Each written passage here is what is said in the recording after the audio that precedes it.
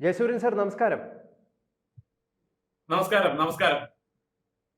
അഴിമതി, ധൂർത്ത്, കെടുകാര്യസ്ഥത ഇത് മൂന്നും ജനങ്ങളുടെ തലയിൽ തള്ളുകയാണോ പിണറായി സർക്കാർ? വൈദ്യുതി നിരക്ക് വീണ്ടും വർദ്ധിപ്പിച്ചിരിക്കുകയാണ് യൂണിറ്റിന്. കേരളത്തിലെ വൈദ്യുതി നിരക്ക് വർധന ഒരു വലിയ ആഘോഷമായി, കേരളോത്സവമായി കൊണ്ടാടുകയാണ് ഇടതുപക്ഷ സർക്കാർ. അതിൽ കേരളത്തിലെ ജനങ്ങൾ മതിമറന്ന് ആഹ്ലാദിക്കുകയാണ്. അതിനനുസരിച്ച് ഇടതുപക്ഷത്തിന് വോട്ട് കൊടുക്കുകയാണ്, വീണ്ടും വീണ്ടും അധികാരത്തിൽ കയറ്റുകയാണ്. കേരളത്തിലെ ജനതയ്ക്ക് മൊത്തം വട്ടായോ എന്ന് ചോദിക്കേണ്ട ഒരു അവസ്ഥയാണ് ഇപ്പോൾ ഉള്ളത്. അതായത് നമ്മുടെ മറ്റ് സംസ്ഥാനങ്ങളിലുള്ള വൈദ്യുതി നിരക്കും കേരളത്തിലെ വൈദ്യുതി നിരക്കും നമ്മളൊന്ന് താരതമ്യം ചെയ്തേണ്ട സമയമാണ് ഇപ്പോ. വടക്കോട്ട് നോക്കി എപ്പോഴും കുറ്റം പറയുന്നത് BJP ഭരിക്കുന്ന സംസ്ഥാനങ്ങളെയാണല്ലോ. BJP ഭരിക്കുന്ന ഗുജറാത്തിൽ ഒരു യൂണിറ്റ് വൈദ്യുതിക്ക് 2 രൂപ 77 പൈസ. BJP ഭരിക്കുന്ന ഉത്തർപ്രദേശിൽ ഒരു യൂണിറ്റ് വൈദ്യുതിക്ക് 3 രൂപ 15 പൈസ. BJP ഭരിക്കുന്ന മഹാരാഷ്ട്രയിൽ ഒരു യൂണിറ്റ് വൈദ്യുതിക്ക് 2 രൂപ 75 പൈസ. ഇനിയുമുണ്ട് 10-17 സംസ്ഥാനങ്ങൾ, ഞാൻ അതിലേക്കൊന്നും പോകുന്നില്ല. കേരളത്തിന്റെ അവസ്ഥ എന്താ? 2 രൂപ 75 പൈസയ്ക്ക് മഹാരാഷ്ട്രയിൽ BJP വൈദ്യുതി കൊടുക്കുമ്പോ കേരളത്തിൽ 6 രൂപ 56 പൈസ. ഏറ്റവും കുറഞ്ഞ ചാർജാണ് പറയുന്നത്. ഇതിന് മുകളിലേക്ക് വരും, താരിഫ് കൂടി വരും. 8 രൂപ 80 പൈസ വരെ പോകുന്നുണ്ട്. എങ്കിലും സാധാരണക്കാരുടെ റേറ്റ് ആണ് ഞാനിപ്പോൾ പറഞ്ഞത്. അതായത് ഒരു 100 യൂണിറ്റ്, 150 യൂണിറ്റ്, 200 യൂണിറ്റ് ഒക്കെ ഉപയോഗിക്കുന്നവരുടെ റേറ്റ് ആണ് ഞാനിപ്പോൾ ഇവിടെ പറഞ്ഞത്. മഹാരാഷ്ട്രയിൽ 2 രൂപ 75 പൈസ, ഗുജറാത്തിൽ 2 രൂപ 77 പൈസ, ഉത്തർപ്രദേശിൽ 3 രൂപ 15 പൈസ, കേരളത്തിൽ 6 രൂപ 56 പൈസ. ഇത് പറയുമ്പോ നമ്മൾ മനസ്സിലാക്കേണ്ട മറ്റൊരു വലിയ വസ്തുതയുണ്ട്. വൈദ്യുതി എങ്ങനെ ഉണ്ടാക്കുന്നു കേരളത്തിൽ, അതുപോലെ മറ്റ് സംസ്ഥാനങ്ങളിൽ? വടക്കേ ഇന്ത്യയിലെ വൈദ്യുതി ഉൽപ്പാദിപ്പിക്കുന്നത് കൽക്കരി, നാഫ്ത, ഡീസൽ എന്നിവ കത്തിച്ചിട്ടാണ്. കൽക്കരി 1 കിലോ 18 രൂപ വിലയാണ് ഒരു കിലോയ്ക്ക്. നാഫ്ത 1 ലിറ്റർ 50 രൂപ മുതൽ 70 രൂപ വരെ വിലയാണ്. ഡീസൽ 1 ലിറ്റർ 95 രൂപ വിലയാണ്. ഇത്രയും വില കൊടുത്താണ് അവിടുത്തെ കമ്പനികൾ ഈ ഊർജത്തിന് വേണ്ട ഈ പറയുന്ന ഇന്ധനം വാങ്ങിക്കുന്നത്. എന്നിട്ട് അത് കത്തിച്ചിട്ടാണ് വൈദ്യുതി ഉണ്ടാക്കുന്നത്. കേരളത്തിലോ? കേരളത്തിൽ ജലവൈദ്യുത പദ്ധതിയാണ്. വെള്ളം ആണ് ഇവിടെ ഉപയോഗിക്കുന്നത്. ഞാൻ ചോദിക്കട്ടെ, വെള്ളം 1 ലിറ്ററിന് എത്ര രൂപ വിലയ്ക്ക് മേടിച്ചിട്ടാണ് പിണറായി സർക്കാർ വൈദ്യുതി ഉണ്ടാക്കുന്നത്? നമുക്ക് എല്ലാവർക്കും അറിയാം, വെള്ളം പ്രകൃതി തരുന്നതാണ്, സൗജന്യമാണ്. ആ സൗജന്യമായി കിട്ടുന്ന വെള്ളം ഉപയോഗിച്ചുണ്ടാക്കിയിട്ട് പോലും BJP ഭരിക്കുന്ന സംസ്ഥാനത്തേക്കാൾ ഇരട്ടിയിലധികം തുക കേരളത്തിൽ വാങ്ങേണ്ടി വരുന്നു, അടിച്ചേൽപ്പിക്കുന്നു. എന്താണ് അതിന്റെ അടിസ്ഥാനപരമായ കാരണം? എന്നിട്ട് കേരളത്തിൽ തികയുന്നുണ്ടോ? കേരളത്തിൽ ഉൽപ്പാദിപ്പിക്കുന്ന വൈദ്യുതി കേരളത്തിന്റെ ആവശ്യത്തിന്റെ പകുതി പോലും എത്തുന്നില്ല. ബാക്കി വൈദ്യുതി വാങ്ങുകയാണ്, പുറത്തുനിന്ന് വാങ്ങുകയാണ്. ആരോടാണ് വാങ്ങുന്നത്? കേരളം വൈദ്യുതി വാങ്ങുന്നത് ടാറ്റ കമ്പനിയോടാണ്. ടാറ്റ പവർ കമ്പനിയുടെ അനുബന്ധ കമ്പനിയായ ശൗര്യ പവർ കമ്പനിയിൽ നിന്നാണ് കേരളം വൈദ്യുതി വാങ്ങി മറിച്ചു നിൽക്കുന്നത് കേരളത്തിലെ ജനങ്ങൾക്ക്. പറയുമ്പോ ടാറ്റയെ കുറ്റം പറയും, അദാനിയെ കുറ്റം പറയും, ടോറന്റിനെ കുറ്റം പറയും. എന്നിട്ട് അതേ കമ്പനിയിൽ നിന്ന് തന്നെ വൈദ്യുതി വാങ്ങി വലിയ വിലയ്ക്ക് കേരളത്തിന്റെ തലയിൽ അടിച്ചേൽപ്പിക്കുന്നതും ഈ കമ്മ്യൂണിസ്റ്റ് സർക്കാരാണ്. ഈ വസ്തുതകൾ കേരളം ചർച്ച ചെയ്യേണ്ട സമയം അതിക്രമിച്ചിരിക്കുകയാണ്. അതായത് ഞാൻ ചോദിക്കട്ടെ, മഹാരാഷ്ട്രയില്, അതുപോലെ ഗുജറാത്തില്, ഉത്തർപ്രദേശില്, ഛത്തീസ്ഗഡില്, ആന്ധ്രാപ്രദേശില്, രാജസ്ഥാനില്, മധ്യപ്രദേശില്, ഇവിടെയൊക്കെ സ്വകാര്യ മേഖലയ്ക്ക് വൈദ്യുതി വിതരണത്തിനുള്ള ലൈസൻസ് കൊടുത്തിട്ടുണ്ട്. അവിടെ Tata power, Adani power, torrent power, നേരത്തെ ഞാൻ പറഞ്ഞ ശൗര്യ പവർ, ഇങ്ങനെ നിരവധി സ്വകാര്യ കമ്പനികൾ അവിടെ വൈദ്യുതി വിൽക്കുന്നുണ്ട്. പക്ഷെ കേരളത്തിന്റെ പകുതി പോലും ചാർജ് അവിടെ ഈടാക്കുന്നില്ല. അപ്പോൾ എന്തുകൊണ്ടാണ് കേരളത്തിൽ ഇത്ര വലിയ വൈദ്യുതി ചാർജ് വാങ്ങേണ്ടി വരുന്നത് എന്ന വിഷയം കേരളത്തിൽ ചർച്ചാ വിഷയമാകേണ്ട കാലം അതിക്രമിച്ചു. കേരളത്തിലെ വൈദ്യുതി 2014 ശേഷം പിണറായി സർക്കാർ അധികാരത്തിലെത്തിയതിനു ശേഷം ഒരുപാട് തവണയാണ്, 5 തവണയാണ് വൈദ്യുതി നിരക്ക് വർദ്ധിപ്പിച്ചത്. ഇതുമായി നിലവിൽ പറയുന്നത് ഉമ്മൻചാണ്ടി സർക്കാർ ഉണ്ടായിരുന്ന കാലത്തുണ്ടാക്കിയിരുന്ന കരാർ റദ്ദാക്കിയതിന്റെ അടിസ്ഥാനത്തിലാണ് ഇപ്പം വൈദ്യുതി നിരക്ക് വർദ്ധിപ്പിക്കേണ്ടി വരുന്നത് എന്നാണ്. അതിൽ എത്രമാത്രം വാസ്തവമുണ്ട്? അതിൽ വലിയൊരു കൊള്ളയുണ്ട്. എന്തിനാണ് ഉമ്മൻചാണ്ടി സർക്കാരിന്റെ കാലത്തെ കരാർ അവസാനിപ്പിച്ചത്? അവസാനിപ്പിക്കുമ്പോൾ നമുക്ക് അതിനേക്കാൾ കുറഞ്ഞ തുകയ്ക്ക് വൈദ്യുതി കിട്ടണ്ടേ? കിട്ടിയില്ലല്ലോ. അപ്പൊ ഉമ്മൻചാണ്ടിയുടെ കാലത്തുണ്ടായ കരാർ അവസാനിപ്പിച്ച് പുതിയ കരാർ വെച്ചാൽ മാത്രമേ കമ്മ്യൂണിസ്റ്റ് നേതാക്കന്മാർക്ക് കൈക്കൂലി കിട്ടുള്ളൂ. അപ്പൊ കൈക്കൂലി അടിക്കാൻ, കമ്മീഷൻ അടിക്കാൻ വേണ്ടിയാണ് പഴയ കരാർ റദ്ദാക്കി പുതിയ കരാർ വെച്ചത്. അല്ലെങ്കിൽ പുതിയ കരാർ വെക്കുമ്പോൾ വൈദ്യുതി ചാർജ് കുറയണ്ടേ? കമ്മ്യൂണിസ്റ്റ് ഗവൺമെന്റ് ജനങ്ങളെ രക്ഷിക്കാൻ വേണ്ടിയാണ് പുതിയ കരാർ ഉണ്ടാക്കിയതെങ്കിൽ നിലവിലുണ്ടായിരുന്ന ഉമ്മൻചാണ്ടിയുടെ കാലത്തേക്കാൾ വൈദ്യുതി ചാർജ് കുറയണ്ടേ? ഇപ്പോൾ പറഞ്ഞതുപോലെ പിണറായി വന്നിട്ട് 5 തവണ വൈദ്യുതി ചാർജ് വർദ്ധിപ്പിച്ചു എന്ന് പറയുമ്പോ അത് ജനങ്ങളെ കൊള്ളയടിക്കാനല്ലെങ്കിൽ പിന്നെ എന്തിനാണ്? തീർച്ചയായിട്ടും. ഇപ്പം 2016 സർക്കാരിന്റെ കടം 1083 ആയിരുന്നുവെങ്കിൽ ഇപ്പോൾ അത് 4500 കോടിയാണെന്നാണ് കണക്കാക്കുന്നത്. ഏതാ വൈദ്യുതി ബോർഡിന്റെ കടത്തെ കുറിച്ചാണോ പറയുന്നത്? അതെ അതെ. അതായത് കേരളത്തിലെ വൈദ്യുതി ബോർഡിന്റെ കടം പെരുകുകയാണ്. എന്തുകൊണ്ടാണ് ഈ കടം പെരുകുന്നത് എന്നുള്ളത് മലയാളിക്ക് അറിഞ്ഞുകൂടാത്തത് കൊണ്ടല്ല. പിണറായി വിജയൻ വൈദ്യുതി മന്ത്രി ആയിരുന്നപ്പോൾ ഒരു വിചിത്രമായ നിയമം കൊണ്ടുവന്നു. ലോകത്തൊരിടത്തും ഇല്ലാത്ത വിചിത്രമായ നിയമം. അത് കമ്മ്യൂണിസ്റ്റുകാർക്ക് വലിയ ഇഷ്ടമുള്ള നിയമമാണ്.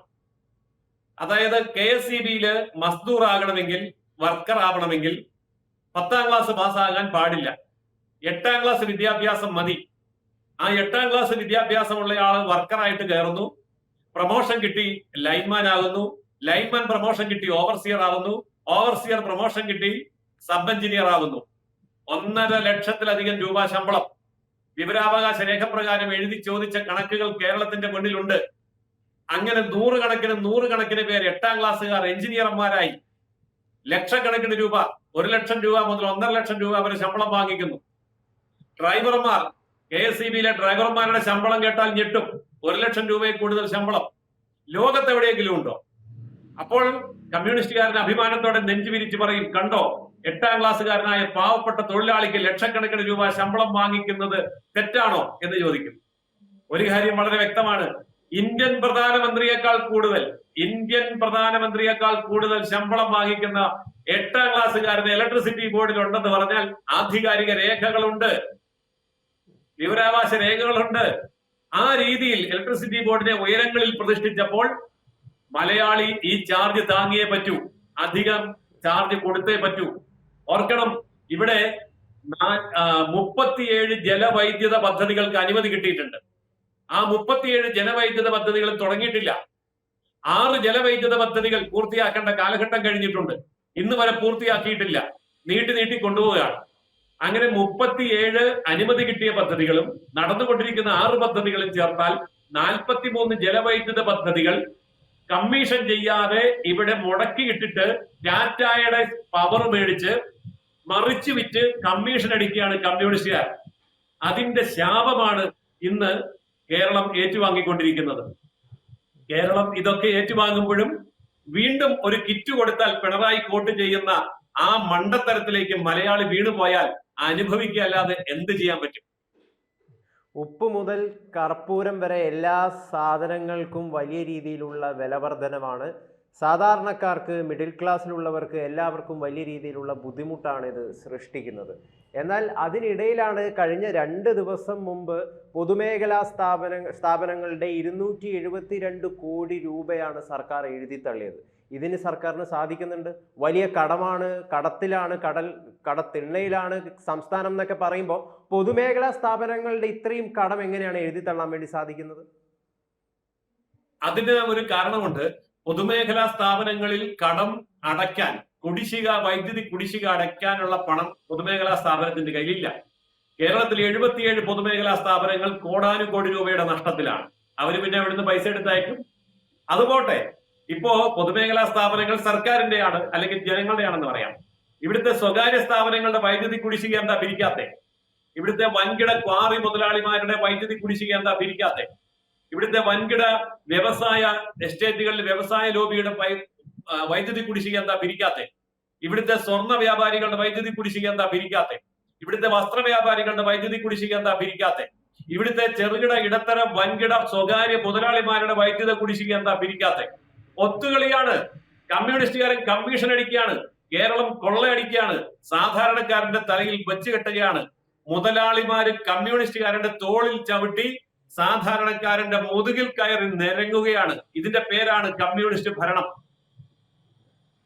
ഈ പ്രതിപക്ഷ നേതാവടക്കം ഇപ്പം പ്രതികരിക്കുന്നത് 2016 ഉമ്മൻചാണ്ടിയുടെ പദ്ധതിയാണ്. ഉമ്മൻചാണ്ടി സർക്കാരിനുണ്ടായിരുന്ന സമയത്തുണ്ടായിരുന്ന പദ്ധതി. ആ പദ്ധതി ഏത് രീതിയിലാണ് നമ്മളെ വൈദ്യുതി മേഖലയെ സഹായിച്ചുകൊണ്ടിരുന്നത്? ഉമ്മൻചാണ്ടിയുടെ ഒരു പദ്ധതിയും വൈദ്യുത മേഖലയെ സഹായിച്ചിട്ടില്ല. ഉമ്മൻചാണ്ടി സർക്കാരിന്റെ കാലത്ത് അന്നത്തെ കോൺഗ്രസ് ഗവൺമെന്റ് വാങ്ങിയ കമ്മീഷൻ പോരാ എന്ന് പറഞ്ഞിട്ട് ഇടതുപക്ഷം പുതിയ കരാറുണ്ടാക്കി കൂടുതൽ കമ്മീഷൻ അടിച്ചു. അല്ലാതെ ഉമ്മൻചാണ്ടി സഹായിച്ചിട്ടില്ല. ഉമ്മൻചാണ്ടി സഹായിച്ചിരുന്നെങ്കിൽ 43 ജലവൈദ്യുത പദ്ധതി മുടങ്ങിക്കിടക്കുമോ? ഉമ്മൻചാണ്ടിയുടെ കാലത്ത് മുടങ്ങിയതാണല്ലോ, ഇപ്പോഴും അത് മുടങ്ങിക്കിടക്കുകയാണല്ലോ. അപ്പൊ ഉമ്മൻചാണ്ടിയും പിണറായി വിജയനും ഒരുപോലെ ജനങ്ങളെ കൊള്ളയടിച്ചവരാണ്. അവർ രണ്ടുപേരുമായിട്ട് 43 ജലവൈദ്യുത പദ്ധതികൾ കേരളത്തിൽ മുടക്കിയിട്ടിരിക്കുകയാണ്. ഓർക്കണം, ഒരു പൈസ പോലും കൊടുക്കാതെ സൗജന്യമായി കിട്ടുന്ന വെള്ളത്തിൽ നിന്ന് വൈദ്യുതി ഉണ്ടാക്കുന്ന 43 ജലവൈദ്യുത പദ്ധതികൾ മുടക്കിയിട്ടിട്ടാണ് ഉമ്മൻചാണ്ടിയും പിണറായി വിജയനും ഒരുപോലെ മലയാളിയുടെ ഇരുതോളത്തും കയറി അവരെ ചവിട്ടി അരച്ചുകൊണ്ടിരിക്കുന്നത്. അതായത് ഉമ്മൻചാണ്ടി പരിശുദ്ധനല്ല, കോൺഗ്രസുകാർ ഒട്ടും പരിശുദ്ധരല്ല, അവരാണ് ഈ കള്ളത്തരം തുടങ്ങി വെച്ചത്. എന്തായാലും ഈ ഒരു വിഷയത്തിൽ വലിയ രീതിയിലുള്ള ഒരു ബഹുജന സമരം തന്നെയല്ലേ ജനങ്ങളുടെ നേതൃത്വത്തിൽ നിന്ന് വേണ്ടത്. പക്ഷെ അവർ നേരിടുന്ന ഒരു വെല്ലുവിളി എന്താണെന്ന് വെച്ച് കഴിഞ്ഞാൽ മിഡിൽ ക്ലാസ്സിലുള്ളവർ അല്ലെങ്കിൽ സാധാരണക്കാരൊക്കെ അവരുടെ ജീവിതം കൂട്ടിമുട്ടിക്കാനുള്ള തത്രപ്പാടിലാണ്. അതിനിടയിൽ സമരം ചെയ്യാൻ അവർക്ക് എവിടെയാണ് അവസരം? സമരം ചെയ്യാൻ സമയമൊക്കെ ഇഷ്ടം പോലെ ഉണ്ട്. നമ്മുടെ റോഡിൽ ഇറങ്ങി നോക്കൂ, ലക്ഷക്കണക്കിന് ശമ്പളം വാങ്ങുന്നവൻ സമരം ചെയ്യുന്നു, 10,000-15,000 ശമ്പളം വാങ്ങുന്നവൻ സമരം ചെയ്യുന്നു, KSRTC-ക്കാർ സമരം ചെയ്യുന്നു, KSEB-ക്കാർ സമരം ചെയ്യുന്നു. അവർക്കൊക്കെ സമരം ചെയ്യാമെങ്കിൽ ഇവിടുത്തെ ആർക്കും സമരം ചെയ്യാം. അപ്പോൾ സമരം ചെയ്യാൻ വയ്യാത്തത് കൊണ്ടല്ല, എന്ത് കാര്യം എന്ത് കൊള്ള നടത്തിയാലും സമയമാകുമ്പോൾ 6 മാസത്തെ 8 മാസത്തെ 12 മാസത്തെ കുടിശ്ശികയിൽ നിന്ന് 1 മാസത്തെ സാമൂഹ്യക്ഷേമം പെൻഷൻ കയ്യിലോട്ട് കിട്ടിയാൽ പിണറായിയെ ദൈവമായി വാഴ്ത്തുന്ന, ഉമ്മൻചാണ്ടിയെ ദൈവമായി വാഴ്ത്തുന്ന മലയാളിയുടെ മനോഭാവമാണ് ഇതിന് കാരണം. അല്ലെങ്കിൽ സമരമൊന്നും ചെയ്യണ്ട, സമയമില്ലെങ്കിൽ വീട്ടിൽ നിന്ന് ഇറങ്ങണ്ട, സമരവും ചെയ്യണ്ട, തിരിച്ചൊന്ന് വോട്ട് കുത്തിക്കൂടെ? എന്താ വോട്ട് കുത്താത്തെ? അപ്പൊ സമയമാകുമ്പോൾ ഒരു ചെറിയ കിറ്റ് കിട്ടും, 1 മാസത്തെ കുടിശ്ശിക കിട്ടും, അത് കിട്ടുമ്പോ മലയാളി ഹാപ്പി, പിന്നെ ഇഷ്ടം പോലെ നടന്നോട്ടെ. അതാണ് നമ്മൾ ഈ നരകയാത്ര അനുഭവിക്കാനുള്ള അടിസ്ഥാന കാരണം. അതായത് സാറ് പറയുന്നത് മലയാളി വരുത്തി വെച്ചൊരു വിന തന്നെയാണ് ഇതെന്നാണോ? തീർച്ചയായിട്ടും മലയാളി വില കൊടുത്തു മേടിച്ച വിധിയാണ് ഇത്. ഈ നരകം വില കൊടുത്തു മേടിക്കുന്ന ഒരു ജനതയേ ഉള്ളൂ, അത് മലയാളികളാണ്. അല്ലെങ്കിൽ എന്തുകൊണ്ട് അവർക്ക് ഈ കിരാത ഭരണത്തെ, കാട്ടുകള്ളന്മാരുടെ ഭരണത്തെ തൂത്തെറിഞ്ഞുകൂടാ? അതെ. ഇപ്പൊ എന്തായാലും ചർച്ചയിൽ പങ്കെടുത്തതിന് വളരെയധികം നന്ദി സാർ. കൂടുതൽ വാർത്തകളും വിശേഷങ്ങളും നിങ്ങളിലേക്ക് എത്താൻ ABC മലയാളം സബ്സ്ക്രൈബ് ചെയ്യുക, ബെൽ ബട്ടണും അമർത്തുക.